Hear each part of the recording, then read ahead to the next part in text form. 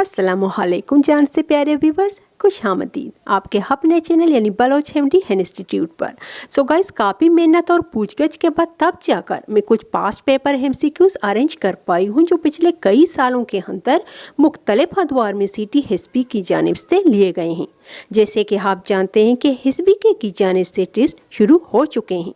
सो लगभग आहिस्ता ये वर्क करते हुए 19-20 जून तक जाकर इख्तिताम पजीर हो जाएंगे इंशाल्लाह। सो सभी उम्मीदवारों को बलोच एमडी इंस्टीट्यूट की तरफ से बेस्ट विशेस। सो बिना टाइम वेस्ट किए अब आते हैं अपने आज का सेशन के क्वेश्चन नंबर 1 की तरफ। सॉरी, आपको इतला देना भूल गई कि आप इनके अंदर general science, English, pedagogy and history of Pakistan के एमसीक्यूज होंगे। सो पहले जनरल साइंस की तरफ आते हैं जो क्वेश्चन नंबर 1 है, what is the time taken by moonlight to reach earth? चांद की रोशनी ज़मीन तक कितने वक्त में पहुंच जाती है? सो आपका आंसर होगा 1.3 सेकेंड के अंदर चांद की रोशनी जो है वो ज़मीन तक पहुंच जाती है। अच्छा, दूसरा क्वेश्चन है, what is the time taken by sunlight to reach earth? So दूसरे क्वेश्चन का आंसर है 8 मिनट्स एंड 20 सेकेंड।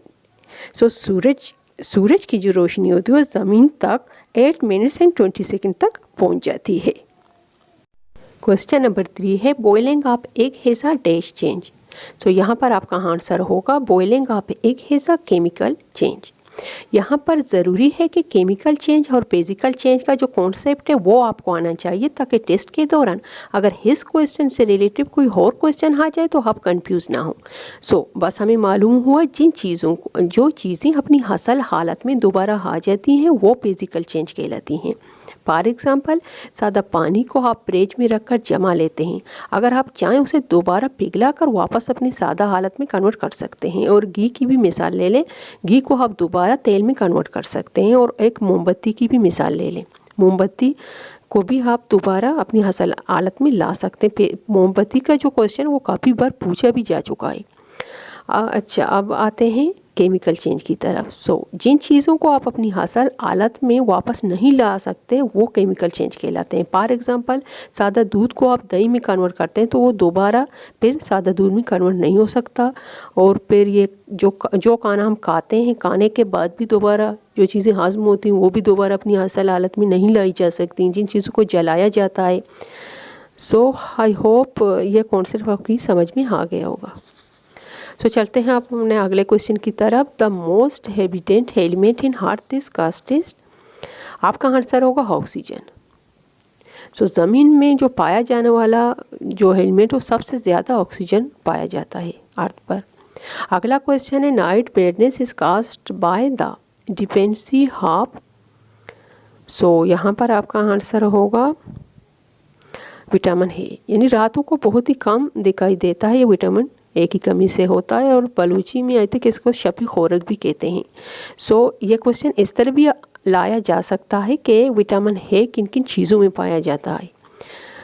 पालक, गाजर, अंडों और दूध से बनी अशिया में ये पाया जाता है।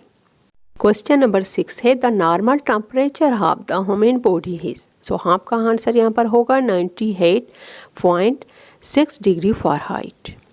अगला क्वेश्चन है, the insulin is secreted in? Question number 7 का आपका आंसर होगा फनक्रियाज। अगला क्वेश्चन है, the largest part of the human brain is? So यहाँ पर आपका आंसर होगा सेरिब्रम।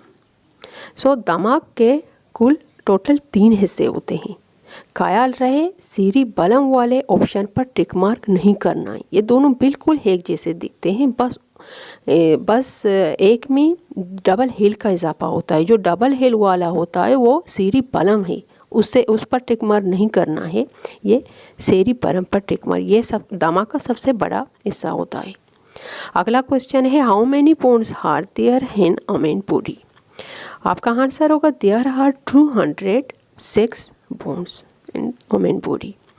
पैदाइश के वक्त तकरीबन ये 270 होते हैं। वक्त के साथ साथ कुछ हड्डियाँ जो होते हैं वो आपस में जुड़ जाती हैं। सो साइंस के ये 4 या 5 क्वेश्चन ऐसे हैं जो तकरीबन हर जेवीटी के पेपर में पूछे जाते हैं। सुना है इस बार भी ये ज़िले खारान के टेस्ट में पूछे जा चुके हैं। अगर मेरी ये वीडियो लेट ना होती तो उन उम्मीदवारों के लिए काफ़ी हेल्पफुल साबित होगी। अब हाथ चलते हैं अपने अगले क्वेश्चन की तरफ। Non green plants are, answer होगा कंज्यूमर्स। अगला क्वेश्चन है stamen is the dash part of the flower, answer होगा मेल। अगला क्वेश्चन है dialysis is used when a patient is serious trouble with, so यहाँ पर आपका आंसर होगा किडनी। गुर्दे जब खराब होते हैं तो मसनूई तरीके से उन्हें वॉश किया जाता है, सो साइंस की ज़बान में उसे डायलिसिस कहा जाता है। अगला क्वेश्चन है सन इज हा डैश, आंसर होगा स्टार। ये भी काफ़ी बार पूछा जा चुका है, सन इज अ स्टार। एंड अगला क्वेश्चन है मून इज अ डैश, यानी मून इज अ प्लेनेट, ये याद रखें। सो अब आते हैं पेडागोजी के कुछ क्वेश्चन की तरफ। The use of physical punishment of classroom management is called, यहाँ पर आपका आंसर होगा कॉर्पोरल, यानी जब जो जिस्मानी सज़ा होती है उसको कॉर्पोरल कहा जाता है। अगला क्वेश्चन है which of the following is the classroom management style. वैसे क्लासरूम मैनेजमेंट के जो 4 टाइप होते हैं, there are 4 types of classroom management. अगर इन चारों में से चारों आ जाएं तो आपने ऑल ऑफ द अबव करना है, अगर चारों नहीं आ जाएं तो 1 2 आए तो यानी ये चारों आपको आने चाहिए। पहला है अथॉरिटेरियन, दूसरा है इंटेलिजेंट, तीसरा है परमेसिव एंड चौथा है अथॉरिटेटिव। अथॉरिटेटिव ये दोनों सेम लग रहे हैं। सो अगले क्वेश्चन की तरफ आते हैं। The goal of teaching is, answer होगा डिस्क्राइब चेंज इन बिहेवियर। अगला क्वेश्चन है SOLO taxonomy consist of levels, so यहाँ पर आपका आंसर होगा 5 सोलो के जो है 5 स्टेज होते हैं। अगला क्वेश्चन है सोलो स्टैंड पर, सोलो का मतलब होता है structure of the observe learning outcome. So अब आते हैं अपने इंग्लिश की तरफ। इंग्लिश का पहला क्वेश्चन है the answer paper is dash the disc, ये प्रीपोजिशन है। सो ऑप्शन आपके कुछ इस तरह हैं ऑन, इन, ऑफ, इन। सो यहाँ पर आपका जो आंसर है प्रीपोजिशन होगा ऑन, क्योंकि पेपर कहाँ पर रखा है, डेस्क के ऊपर, इन सरफेस पर रखा है। जो चीज़ें सरफेस पर चीज़ों के ऊपर रखी हों वहाँ पर ऑन प्रीपोजिशन यूज़ होता है। अगला क्वेश्चन है the dog jump dash the water, option है इन, ऑन टू, ऑफ, ऑन। सो यहाँ पर जब कोई मूवमेंट हो और सरफेस पर कोई चीज़ आके बैठ जाए, सो ऐसे सेंटेंस के अंदर प्रीपोजिशन ऑन टू यूज़ होता है।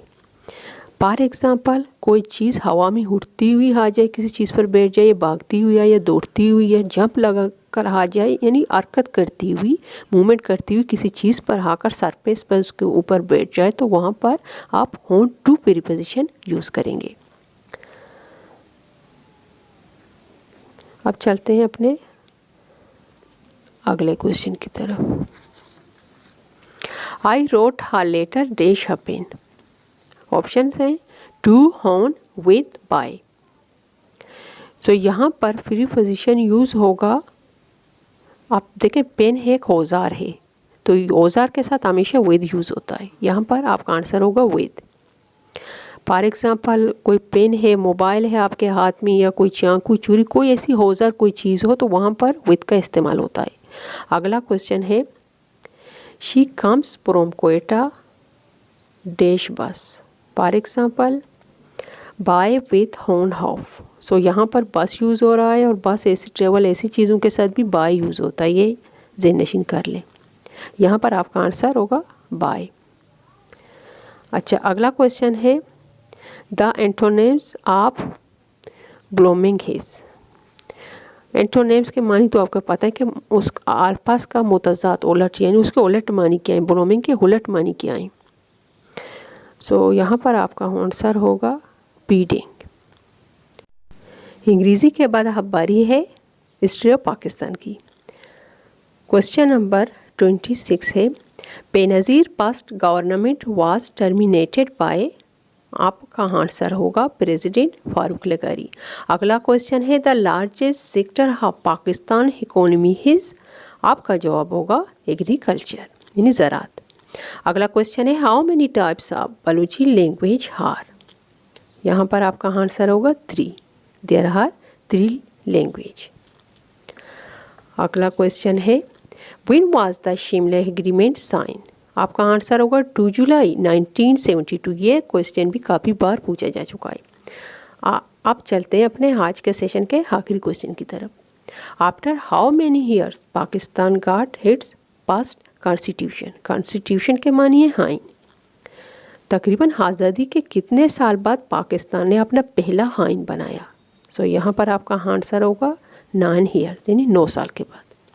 तो मेरे प्यारे व्यूवर्स, जिन जिन उम्मीदवारों के टेस्ट हो चुके हैं और जिनके अभी होने वाले हैं, इंशाल्लाह ये 30 क्वेश्चन आपके टेस्ट को और भी आसान बनाएंगे। सो इसके साथ मुझे इजाज़त दीजिए इस उम्मीद के साथ कि इंशाल्लाह अज़ीज़ अगर अल्लाह ने चाहा तो हम ज़रूर दोबारा एक नई वीडियो के साथ हाजिर होंगे। सो आपसे बस मेरी है की गुजारिश जो हमेशा होती है, चैनल को सब्सक्राइब ज़रूर कर लें ताकि इससे बेहतर और नॉलेजेबल वीडियो मैं आपके लिए बना सकूँ। सो शब बखैर।